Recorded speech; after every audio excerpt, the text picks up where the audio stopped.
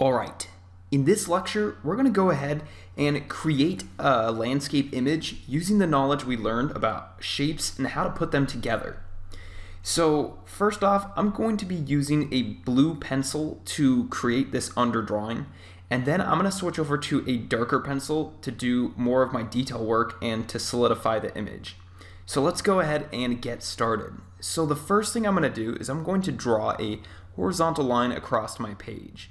Now this line is going to be my horizon line, and it's okay if you don't know what a horizon line is. We'll learn more about that later.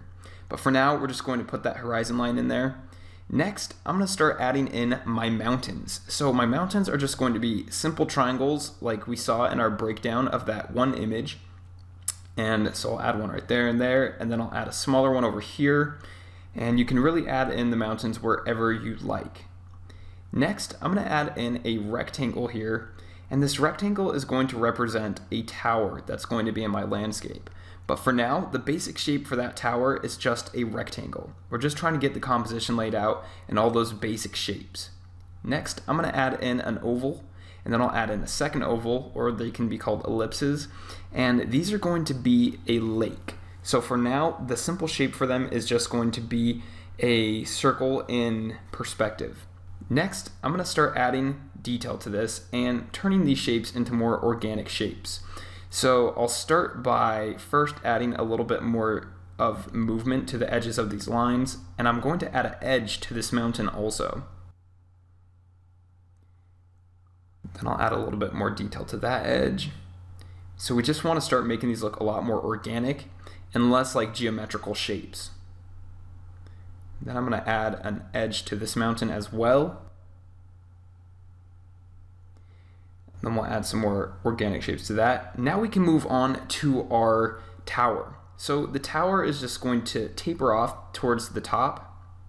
And then I'm going to add a nice rounded edge here at the top. And it'll be sort of a platform. And then on top of that platform, I want to add in a sphere. So I'm going to draw a circle up there.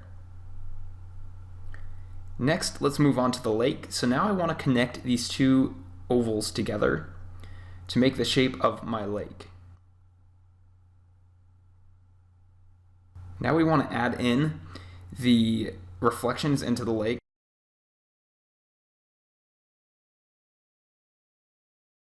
So what I'm doing is I'm copying the image of my tower and my mountains so that they're mirrored underneath my horizon line.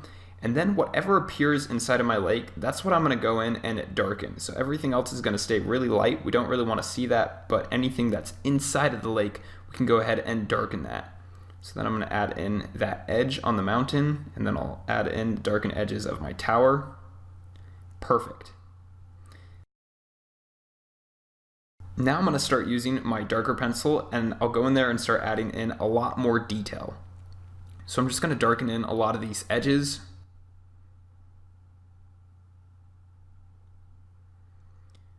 I can darken in this edge of my mountain, so it's going to have two different planes, and when we go in there and add some shadows to it, it's going to make it look a lot more realistic.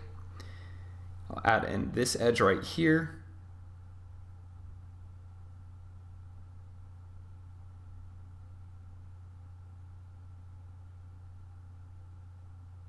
And really the key to making things organic is kind of giving them a random sort of a shape. So you want to make it look as random as possible and try to stay away from patterns.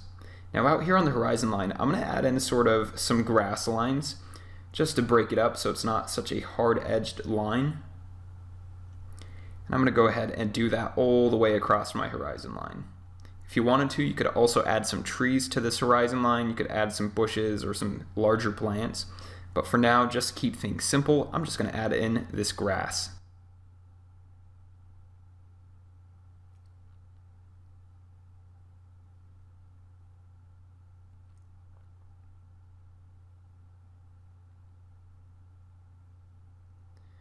Alright, next, let's go ahead and move on to this tower.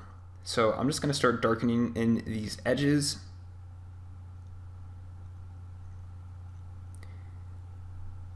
Then I'm going to go ahead and add that detail to my sphere.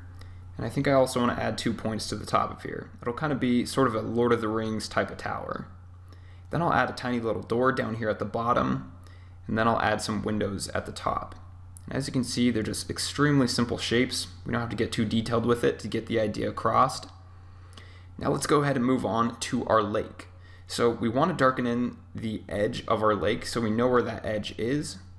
So this is our contouring line. Then next, we're going to go ahead and add in those reflections. So I'll go ahead and darken the edge of that tower, and remember, it's only going to be what's within the shape of our lake. Anything outside of that shape, we're going to leave out.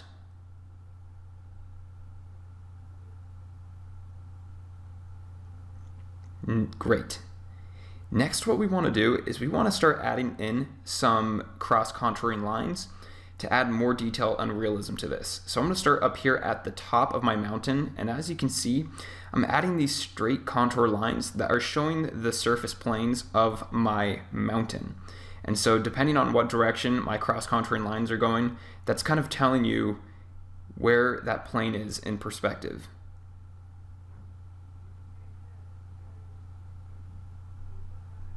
Then I'll add it onto this mountain.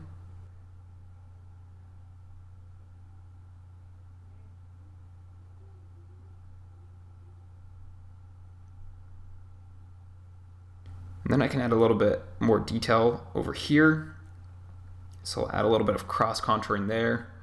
And a little bit here. We'll break this piece of the mountain up also.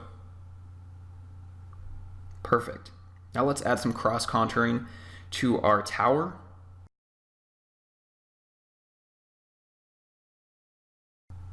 So since this is a round cylinder tower, we're going to go ahead and add it like so. So it has that nice curve in there. And then we're going to go ahead and add that into our reflection.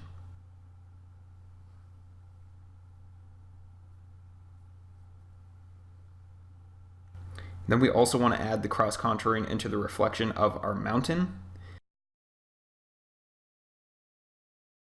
Next, let's go ahead and add in sort of a darker gradient in our sky.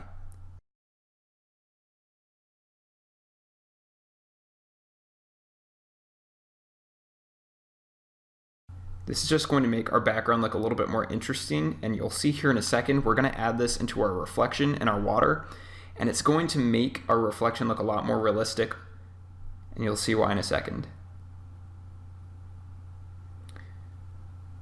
So now we can go ahead and add that into the reflection of our water.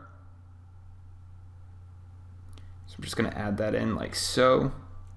And what this does is it makes our lake stand out a lot more from the grassy plain area of our drawing.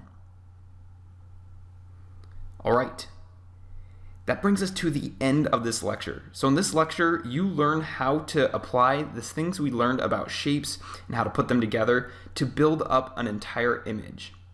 I really hope you enjoyed this tutorial and you learned something from it, and I really look forward to seeing you in the next lecture. Thanks for watching.